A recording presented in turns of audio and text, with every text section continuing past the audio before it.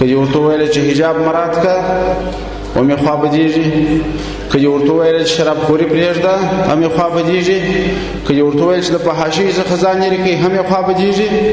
هرې ناروا ته چې لاس ور واچوئ په مقابل کې درته ولاړ دي. اوس نو چې د مسلمانانو د امیر دا مکلفیت دی چې د الله جل جلاله خلیفه یې، د الله تعالی حکم د الله تعالی دې نافذ کړه، او چې نه نافذوي دا کتاب لیکلی دی چې د مسلمانانو هغه امیر چې اقامت د دین نه کوي هغه خیانت کوي د ملت سره، هغه امیر په خاینانو کې حساب دی.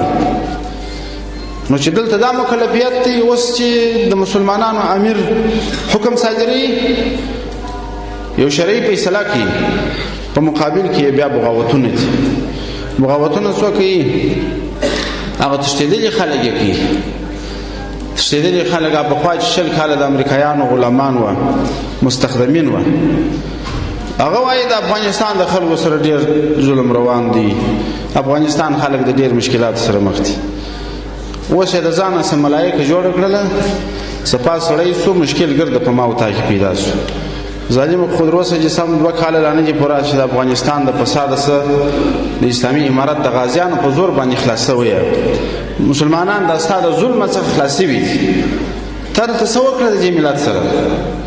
خو مدرسه تا شهیده ولا مسجد تا شهیده وي، سپینږیري تا شهیده وي، د افغانستان سرمایه تا غلا کړله، سپریاکو سپردو دې وګوره دا خارج کې چې اوس دا بنګلي مراني ولې دي، دا په کومو پیسو مراني ولې دي.